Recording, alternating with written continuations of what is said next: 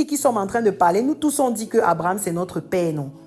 La prophétie de Dieu est tellement saisie tellement souvent dans l'esprit aussi. Parce que si Abraham aussi avait pensé seulement comme ça, il aurait pu dire que ouais, mais je suis censé avoir 100 enfants, 200 enfants. La femme de Sarah, si, elle ne peut plus me donner les enfants. Maintenant qu'elle m'a déjà donné donc Isaac, je peux apprendre maintenant une autre femme qui va me donner 5. Une autre va encore me donner 5. Une autre va encore me donner 5. Une autre va encore me donner 5. Seulement parce que il aurait peut-être voulu accomplir cette prophétie-là de lui-même selon son entendement humain. Et il se serait compromis. Donc même l'analyse de la prophétie, ne pas se compromettre pendant que tu es dans le temps d'attente. Parce que cette compromission-là, elle peut emmener beaucoup de difficultés. Elle peut emmener à ce que la gloire de Dieu soit dispersée. Soit dispersée. Comme ça a été le cas avec Abraham, Sarah et Agar. Ensuite, il dit, ceux qui sont appelés selon son dessein. Ceux qui sont appelés selon son dessein. Ce que j'aime avec la question, avec cette phrase de « appeler selon son dessein », parce que des fois on voit l'appel seulement comme étant non, le fait de prêcher l'évangile, le fait de ceci, le fait de cela, non.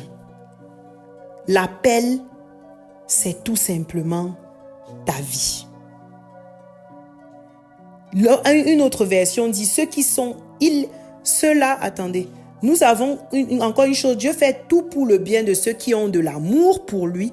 Ceux-là, il les a appelés selon son projet. La Bible du semeur, lorsque l'on va dans la Bible du semeur pour lire dans une autre version, parce que c'est très important lorsque vous êtes en train d'analyser la parole, lisez toujours dans plusieurs versions.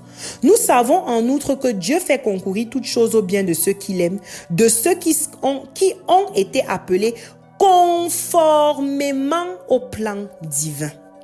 Ça veut dire aussi que la gloire de Dieu là, que tu veux voir se manifester au travers de l'intégralité des circonstances, bonnes comme mauvaises, du silence, de l'oppression, de la tribulation, de tout ça, elle se manifeste dans le canevas de la volonté de Dieu. Ne pas commencer à... Ismaël n'a jamais remplacé Isaac. Jamais. Et lorsque le Dieu parle à Abraham et qu'il lui dit va sacrifier, il dit va sacrifier ton fils unique. Ça veut dire que pour Dieu, c'était Isaac. Même si Ismaël était déjà là, pour Dieu, c'était Isaac. Ça veut dire que ce n'est pas les choses que tu fais, le raccourci que tu prends, qui n'est pas dans la volonté de Dieu, ne pourra pas faire éclater la gloire de Dieu. Ne pourra pas faire éclater la gloire de Dieu. Ne pas demander, ne pas faire à Dieu des mauvaises prières. C'est comme si tu es amoureuse du mari de quelqu'un et tu pars prier Dieu pour qu'il t'épouse. Non, maman. Parce que tu vas dire que non, le Seigneur m'a montré que c'est l'homme de ma destinée. Il a fait une erreur en choisissant cette femme. Toi-même, maman, je suis en train de vous parler là, vous pouvez penser que, vous pouvez crier à l'abomination, mais dites-vous qu'il y a des personnes qui font ces prières. Que Dieu m'a vraiment montré que c'était l'homme de ma destinée et qu'il s'est trompé et je dois le sauver de cette femme, de cette Jézabel dans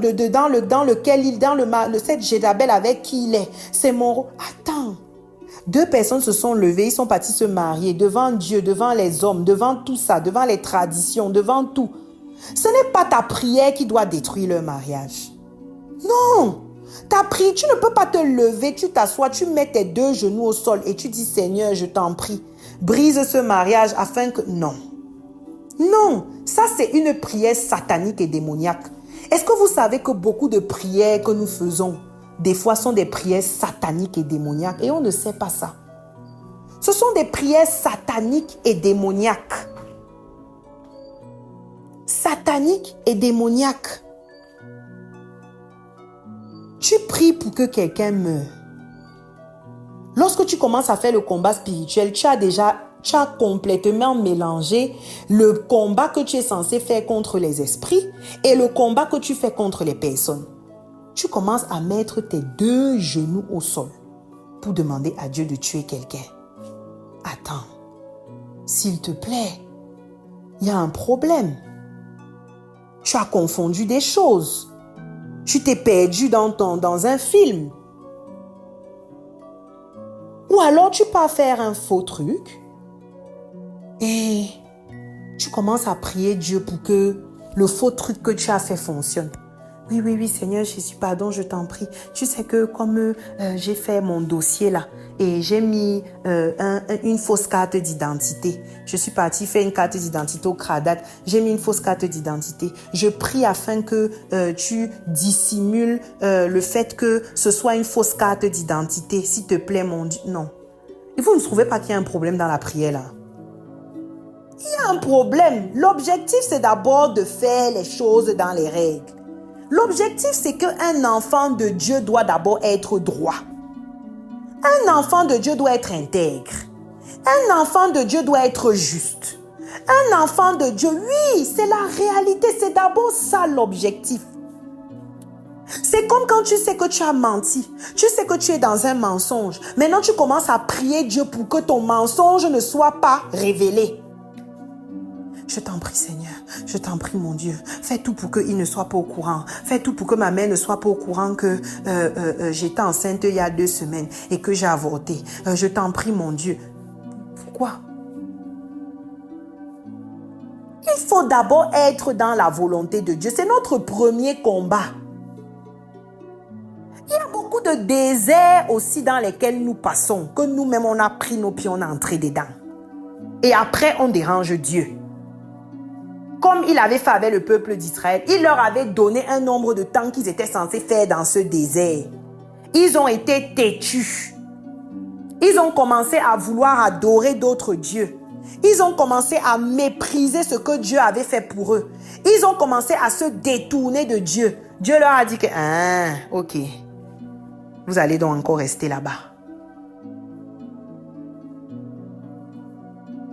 Quelle est notre attitude avant et pendant?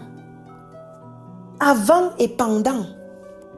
Est-ce que avant de t'engager, tu as pris la peine d'être sûr que le chemin que tu prends là, c'est Dieu qui t'envoie là-bas?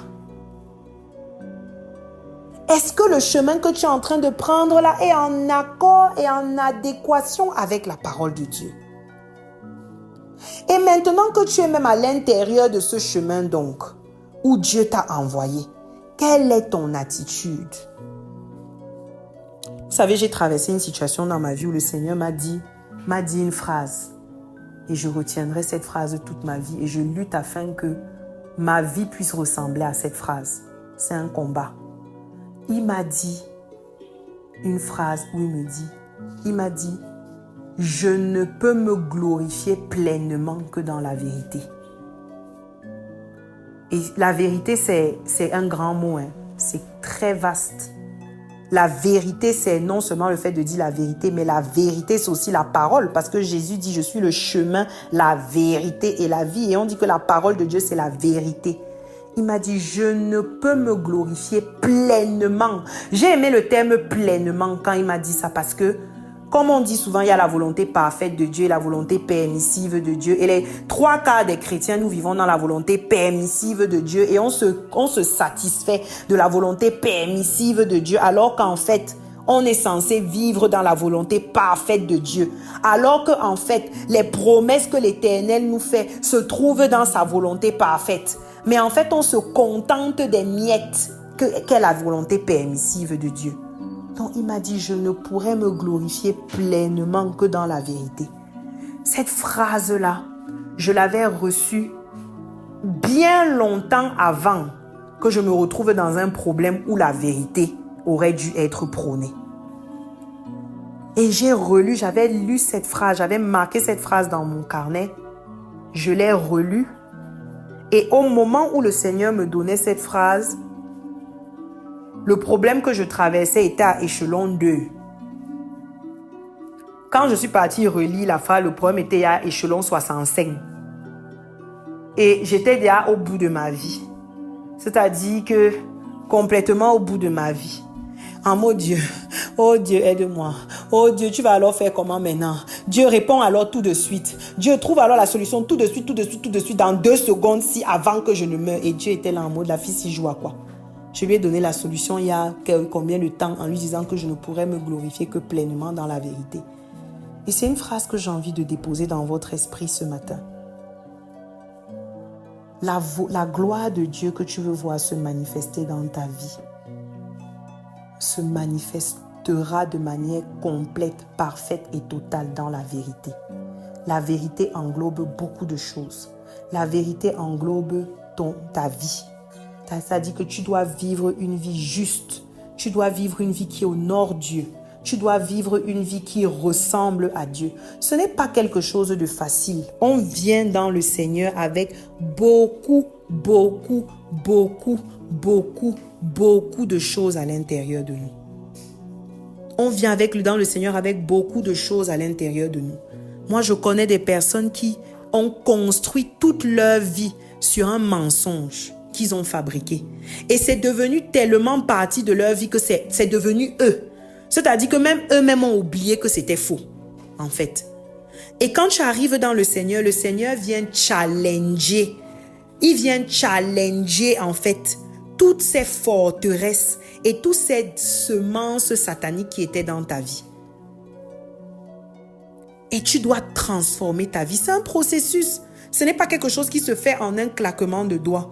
Ce n'est pas non plus quelque chose qui te décrédibilise. Il faut savoir que, comme on a dit, c'est un processus. Ça ne veut pas dire que pendant que tu es dans ce processus, Dieu ne peut pas te bénir. Ça ne veut pas dire que pendant que tu es dans ce processus, Dieu ne peut pas t'utiliser. Ça ne veut pas dire que pendant que tu es dans ce processus, Dieu ne peut pas te parler. Non.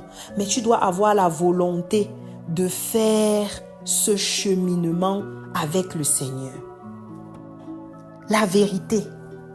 Transformer. C'est pour ça que c'est pour ça que ce petit livret a été rendu disponible pour les personnes qui ont déjà pu l'avoir en numérique. Il est également disponible en papier.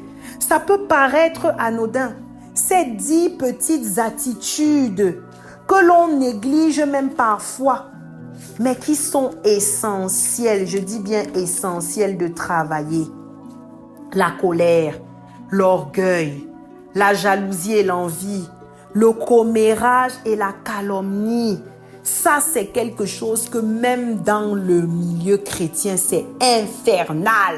Je crois que les chrétiens sont même encore plus commères et calomnieux que les non-chrétiens. C'est un truc de fou parce que les chrétiens se calomnient sur le volet spirituel.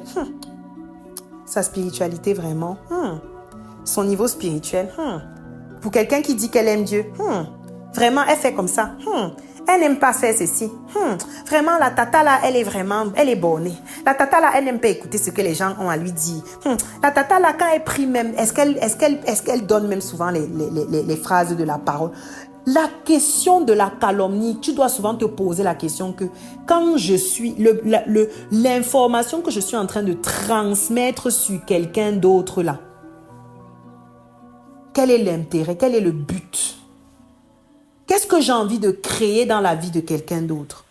Vous savez, des fois, c'est très délicat et je parle surtout de ça dans nos communautés. Laissez-moi faire cet aparté, je vais vous dire, moi, il y a quelque chose maintenant qui est.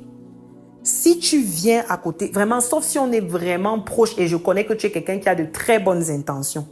Si tu viens me parler de quelqu'un par rapport à sa spiritualité et d'autant plus encore d'un leader spirituel, je ne vais même pas permettre que mes oreilles reçoivent ce que tu entends. Dès que je vais entendre, quand ça va commencer, je vais couper. Si c'est la note vocale, je ne vais même plus écouter.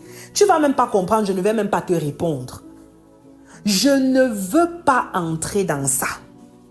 Je n'entre pas dans ça. Parce que je considère que si Dieu te montre quelque chose qui n'est pas bon, ou alors qui a corrigé, ou il y a quoi, Tu as deux options. La première option, c'est d'aller voir la personne et lui parler avec beaucoup d'amour parce que Dieu, c'est l'amour. La deuxième chose, si tu vois que c'est sensible, tu ne sais pas comment dire, c'est de prier. C'est de prier. Des fois, Dieu te montre quelque chose parce qu'il veut que tu pries, point. Tu n'as pas autre chose. La cabale spirituelle, allez, tu peux dire à tel. Oui, parce que moi, je pense aussi que quand je regarde bien la situation, quand je vois un peu, tu ne connais pas quelle est la mentalité, la spiritualité de la personne à qui tu es en train de parler. Est-ce que vous savez que beaucoup de personnes sont passées à côté de ce que Dieu voulait faire dans leur vie à cause des paroles que d'autres personnes sont venues mettre dans leur cœur? Tu étais peut-être avec quelqu'un, tu avais confiance à la personne, tu savais que non, là où je suis là, le Seigneur m'a envoyé chez tel homme de Dieu parce qu'il veut vraiment que cet homme de Dieu fasse quelque chose dans ma vie et tout et tout.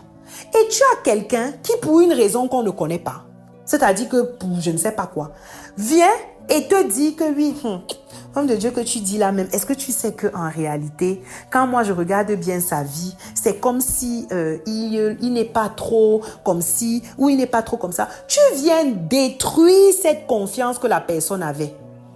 Et du tout d'un coup, ce que Dieu pouvait faire dans la vie de la personne au travers de cet homme ne peut plus se faire. Parce que tu as déjà décrédibilisé quelque chose pour une raison charnelle.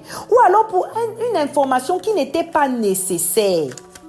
Qui n'était pas nécessaire. La calomnie et le commérage. Dans le milieu chrétien, faisons attention. Faisons attention. On parle également là-bas de la timidité, du manque de pardon, du mensonge, de la duplicité, de l'hypocrisie, de l'avarice et de la chicheté, de la tristesse et du découragement. Donc, comme j'ai dit, certaines de ces attitudes que nous devons bannir de notre vie pour que Dieu aussi puisse se glorifier. Dans tous ces temps d'attente. Et ensuite, le deuxième volet de la vérité, c'est la vérité dans le sens de la parole de Dieu. Nous devons arrêter la parole de Dieu, manger la parole de Dieu, boire la parole de Dieu, avaler la parole de Dieu. La parole de Dieu doit aller du sommet de notre tête jusqu'à la plante de notre pied. Faire chair avec la parole de Dieu. On n'attend pas. Ce qu'on n'attend pas de vous, ce n'est pas forcément la récitation des versets bibliques. Que oui, je connais que dans Jean, Romain, machin, on a dit que. Oui, et puis je connais que dans machin, on a dit que oui, tu connais. Mais la parole de Dieu, elle se vit. Elle ne se connaît pas. Le diable connaissait la parole de Dieu. Quand il est venu tenter Jésus dans le désert, c'était avec la parole. Donc, le fait de connaître la parole de Dieu ne fait pas de toi l'ambassadeur de Dieu. Ce qui fait de toi l'ambassadeur de Dieu, l'ambassadeur de Christ, c'est la vie que tu vas mener de la parole de Dieu. Donc, il y a cette nécessité-là. Donc, oui, les silences de Dieu, les difficultés, les tribulations, oui, toutes ces choses-là annoncent la gloire de Dieu. Toutes ces choses-là annoncent la gloire de Dieu. Dieu s'attend à faire quelque chose dans nos vies. Nous devons rester fermes face à l'intégralité de ces difficultés. Dieu a prévu quelque chose. Dieu n'est pas un homme pour mentir. Il ne va pas se repentir de sa parole dans ta vie. Restons attachés à lui dans le cadre de ces épreuves, de ces tribulations que nous vivons. Parce que son silence, parce que ces épreuves, parce que ces difficultés sont en train d'annoncer sa gloire. Parce que toutes ces choses sont en train de bâtir quelque chose à l'intérieur de ta vie. Même ces problèmes que tu traverses, même cette maladie, même ces échecs, même toutes ces choses-là sont capables de produire quelque chose en toi. Il y a des grands intercesseurs qui sont nés après des grandes périodes de maladie. Il y a des grands évangélistes qui sont nés après des périodes de rejet et d'humiliation. Il y a des choses que Dieu utilise, des tremplins que Dieu utilise. Et même si des fois ce n'est pas lui qui les a causés, Dieu fait toujours tout pour que dans son infinie bonté et dans son infini amour, nous puissions tirer ce qu'il y a de bon de tout ce que nous traversons. C'est pour ça que nous devons et nous pouvons marcher avec l'assurance de dire, nous savons du reste que toute chose concourt au bien de ceux qui aiment Dieu, de ceux qui sont appelés selon son dessein. Parce qu'il nous connaît d'avance. Il nous a prédestinés à être semblables à notre frère Jésus. Jésus, c'est notre grand frère. Ceux qu'il a prédestinés, il les a aussi appelés. Et ceux qu'il a appelés, il les a aussi justifiés. Et ceux qu'il a justifiés, il les a aussi glorifiés. Donc voici ce que Dieu est capable de faire. Voici ce qu'il a fait. Et voici ce qu'il va continuer à faire dans ta vie. Je veux que tu t'accroches à cette parole. Quelle que soit la difficulté, quelles que soient les tribulations, quel que soit ce que tu traverses, que tu t'accroches à cette parole et que tu pries ce matin. Le Seigneur me dit que le sujet de prière principal dont nous avons besoin ce matin, nous toutes ici présentes et même toutes les personnes qui écouteront cette note vocale, c'est de prier afin que le Seigneur nous donne le discernement. Prie afin que le Seigneur te donne le discernement. Parce que si tu n'as pas le discernement, tu auras beaucoup de problèmes à comprendre le temps d'attente et même à puiser ce que tu dois puiser de ce temps d'attente, de ce temps de tribulation, de ce temps de combat, de ce temps d'oppression, de ce temps de difficulté. Demande à Dieu de te donner le discernement, d'orienter tes yeux vers ce qu'il veut te montrer et non vers ce que tu n'as pas.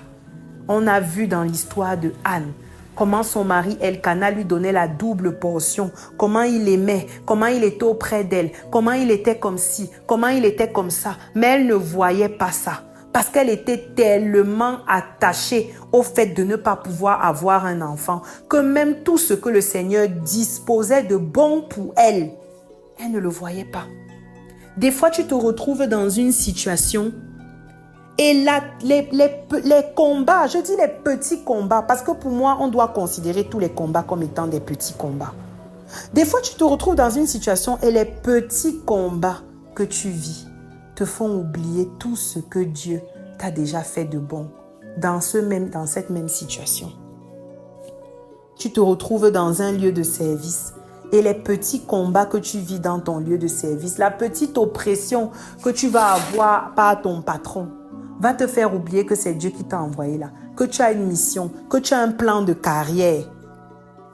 Tu vas réagir de manière épidermique avec tes émotions. Parce que les combats viennent toucher nos émotions. Ça vient toucher nos émotions. Les choses que l'on aime trop. Les choses pour lesquelles on est trop attaché là.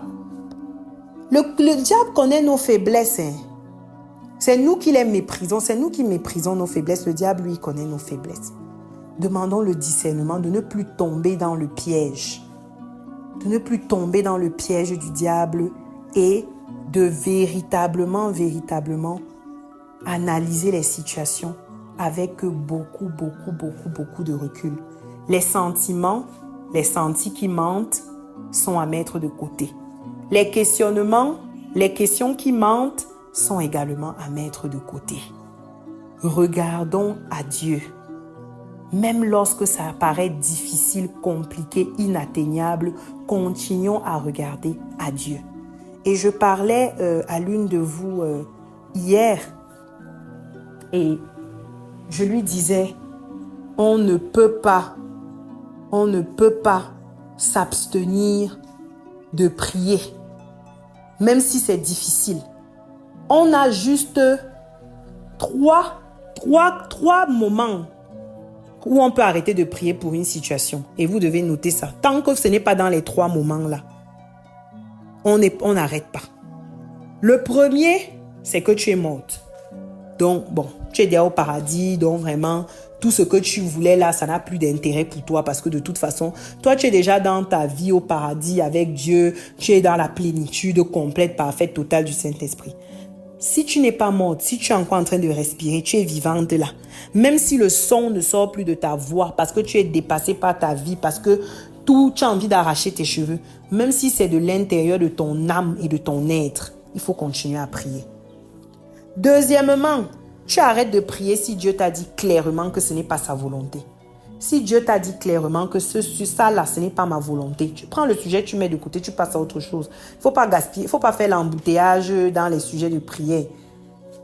Tu laisses l'autre là. Il y a des prières plus importantes. Si Dieu t'a déjà montré que ça, ce n'est pas sa volonté, tu prends, tu mets de côté. Et pour ça, tu as besoin du discernement. Pour connaître la volonté de Dieu, tu as besoin du discernement. La troisième chose qui peut te faire arrêter de prier pour un sujet, c'est parce que tu as reçu l'exaucement. Si les trois éléments-là ne sont pas remplis, et j'ai envie de dire pour le deuxième élément de la volonté, là, la volonté, c'est par rapport à la parole de Dieu aussi. Quand tu prends l'exemple, par exemple, du fait d'avoir un enfant, de la stérilité n'est pas la volonté de Dieu. Donc vraiment, je ne sais pas à quel moment tu vas te lever et dire que le Seigneur m'a dit que il ne veut pas que moi j'ai un enfant. Ce n'est pas dans sa parole. Ce n'est pas dans sa parole. Oui, il avait rendu Anne stérile. Oui, c'est écrit. Oui, machin. Mais ne partons pas prendre les éléments comme ça là. Il avait rendu Anne stérile et puis après, c'est la même qui a donné naissance à Samuel, qui est son prophète. Pourquoi est-ce que tu ne veux pas t'accrocher au fait qu'elle a donné naissance à Samuel, qui est son prophète? Tu t'accroches seulement sur le fait qu'il avait rendu Anne stérile en disant que peut-être que c'est ta portion aussi là-bas. Donc vraiment, si tu n'es pas morte, si Dieu ne t'a pas clairement dit que ce n'est pas sa volonté, ou alors si tu n'as pas reçu son exaucement, maman, continue à prier. Ça prend 2 ans, tu pries. Ça prend 5 ans, tu pries. Ça prend 10 ans, tu pries. Ça prend 15 ans, tu pries. Ça prend 1 semaine, tu pries. Ça prend 2 jours, tu pries. Tu ne t'arrêtes pas. Tu ne t'arrêtes pas. La prière, c'est ta respiration dans la situation dans laquelle tu te trouves. Que les épreuves, les tribulations, tout ça ne t'arrache pas. N'arrache pas, ne te vole pas ta vie de prière. Que les épreuves, les tribulations, tout ça ne t'arrache pas ta vie de prière. Ta vie de prière est précieuse. Ta vie de prière est précieuse. Ton intimité avec le Seigneur est précieuse. Ta mission, ton appel sont précieux. Oui, ta mission, ton appel sont précieux. C'est ça. Et la mission et l'appel, c'est le combat. Parce que très souvent, un des éléments qui nous chauffe le plus, c'est aussi ça. La mission et l'appel là, c'est le combat. Dans le chemin de ça là, il y a beaucoup de coups de poing, beaucoup de blessures, beaucoup de choses. C'est un choix. C'est quelque chose de difficile. C'est quelque chose de délicat. C'est pour ça que Dieu a dit que c'est seulement si Jésus a dit que si tu es capable de porter ta croix, tu n'es jamais en mission pour quelqu'un. Voilà. Tu n'es pas en mission pour quelqu'un. Dieu te donne la plateforme dans laquelle tu peux exercer une mission. Mais tu n'es pas en mission pour quelqu'un. Ça veut dire que tu ne sers pas quelqu'un, tu sers Dieu. La personne qu'on combat lorsque tu sers Dieu, c'est toi-même, ce n'est pas une autre personne. C'est ton appel qui est combattu. Ce n'est pas l'appel de la personne. Parce que ce n'est pas l'appel de la personne, ce n'est pas l'appel de l'église, ce n'est pas l'appel de cette entreprise, ce n'est pas l'appel de cette famille. Parce que si tu pars, Dieu va remplacer. Dieu a dit qu'il est capable de prendre même des pierres pour l'adorer. Ça veut dire que si tu pars, Dieu va remplacer. Mais si tu pars, est-ce que tu es sûr que tu seras toujours dans la volonté de Dieu? C'est très difficile. Quand on est dans une situation, tu peux te retrouver, tu es dans un lieu de service ou tu es même dans ta famille. Dieu t'a donné une mission par rapport à ta famille. Et c'est difficile. Tu dois vivre de nombreux combats. Ta propre famille, c'est même eux-mêmes. C'est-à-dire que ce que tu es en train de vouloir sauver, c'est eux qui te combattent. C'est eux qui te mettent les poignards dans le dos. C'est eux qui font. Si tu te détournes en te disant que, ok, bon, j'arrête. Je ne suis plus là, vraiment, l'histoire là, ma mère est trop compliquée, mon père est trop compliqué, mon ceci est trop compliqué. Si tu te détournes de cette mission, je te promets que si Dieu a un appel sur la vie de ta mère, là, même le chien peut aboyer et donne sa vie à Jésus. Le chien peut aboyer. L'aboiement du chien, là, fait quelque chose dans sa tête. Elle accepte Jésus-Christ comme son Seigneur et son Sauveur. Mais toi, tu ne sais pas si ta mission entière ici sur terre, c'était de sauver ta mère. Quand tu vas arriver au ciel, tu vas dire quoi à Dieu? C'était trop difficile. Dieu va te dire, ah bon? Eh bien, ok. C'est pas grave. Ça ne veut pas dire que tu ne vas pas aller au paradis. Oh. C'est juste que tu n'auras pas rempli ta part du contrat. Paul avait dit que tout ce que je voyais comme un gain, je le vois désormais comme de la boue. C'est pour dire que tout ce qui était important pour moi, y compris ma... Paul servait avec une écharde réelle dans le corps. Il faisait sa mission avec une écharde réelle à l'intérieur du corps. Une écharde réelle comme ça, ce n'était pas une métaphore. J'ai écouté un enseignement qui expliquait que le fait d'avoir perdu même la vue à un moment sur le chemin de Damas, quand il a recouvré la vue, ce n'est pas du genre ses yeux, les témoignages concordants montrent que ce n'est pas que ses yeux s'étaient totalement ouverts, c'est qu'il était toujours un peu comme aveugle, il frottait ses yeux, il avait des espèces de caca dans les yeux, bref, ça, il avait des séquelles de ce truc d'aveugle, de cette période d'aveuglement là. Donc, ce n'était pas une affaire de que c'était une partie de plaisir. Donc, il faut aussi comprendre ça, mes sœurs. L'affaire de Dieu, si. Et quand je dis l'affaire de Dieu, ce n'est pas le service en mode seulement tu sais. L'affaire de Dieu, c'est-à-dire ta vie. Parce que ta vie, c'est la vie de Dieu. Donc, l'affaire de Dieu, si, ce n'est pas la partie. Ce n'est pas le voir bébé. Ce n'est pas le voir bébé. Quand Dieu te met quelque part, dans un travail, dans une famille, dans un mariage, le mariage même avec le chrétien est une mission. Vous étiez là à la conférence, les douces. Ce n'est pas parce que tu es marié avec un chrétien que tous les jours ce sera rose. C'est toi-même qui choisis ce que tu décides d'être ton bonheur. Oui. Parce que imaginons tu es marié avec un chrétien, il fait un accident, il devient un légume. Il est sur une chaise roulante toute sa vie, il ne peut plus parler, il ne peut plus marcher, il ne peut plus rien faire. Tu vas faire quoi? Tu vas dire quoi? Tu vas dire quoi? Tu vas redéfinir ta façon de concevoir l'amour. Tu seras obligé de concevoir l'amour dans le cadre de cet homme qui est placé maintenant devant toi. Handicapé, qui ne peut pas marcher, ne peut pas parler, tu dois lui essuyer les fesses, tu dois lui donner à manger. Oui, tu seras obligé de définir l'amour là-dessus. Tu vas faire quoi? Tu vas divorcer. Tu vas dire à Dieu qu'il est méchant. Qu'est-ce que tu sais que Dieu est capable de produire comme témoignage de son amour au travers de cette situation que toi tu es en train de vivre? Donc, arrêtons de se dire aussi que on a la pleine connaissance de comment est-ce que Dieu veut agir. Soyons flexibles, soyons disposés, soyons ouverts, parce que tout ce qui se passe dans notre vie, c'est pour la gloire de Dieu. Tout ce qui se passe dans notre vie, c'est pour la gloire de Dieu. Je vais terminer avec ça la dernière fois, après le truc. On était placés là, je parlais avec une maman de l'église. Et on parlait, on riait, disait, hey, Gaël, il faut dire que tu nous fasses un autre enfant. Oh, ouais, yeah, en rigolant, hein. C'était pas mauvais, en fait. C'était pas on rigole souvent comme ça parce qu'en fait, elle a fait des jumeaux et je lui dis souvent que, hey, je veux la grâce des jumeaux et tout, machin. Et donc, on parlait de ça en rigolant et tout. Et ensuite, elle me dit, ensuite, je dis que non, moi, je me repose. Mon corps, si vraiment, mon corps, si a déjà accouché 3 fois, je dois me reposer. Elle dit 3 fois. 3 fois, comment tu as juste 2 enfants? Je dis non, ok, tu ne savais pas, maman. Non, moi, mon corps s'est déjà accouché 3 fois. J'ai eu 3 enfants. Elle dit, ok, le 3e enfant, c'est qui? Donc, en fait, elle n'avait pas toute l'historique. Et c'est là où je lui raconte partiellement le fait que non, j'ai eu un enfant. Après, j'ai eu un 2e enfant, j'avais un garçon. Il est décédé, machin, truc et tout. Je lui raconte toute l'histoire. Et elle était interpellée parce qu'elle me disait que, mais je ne t'entends jamais trop, je t'entends pas forcément en parler, en fait, ça dit que c'est comme si tu as mis ça de côté, enfin, genre, moi, j'étais même pas au courant et tout. Et j'étais là, en fait, et je lui disais, et je disais ça, je parlais de ça une fois avec une amie, parce qu'un jour, je me suis forcée, parce que je connais la date de la mort.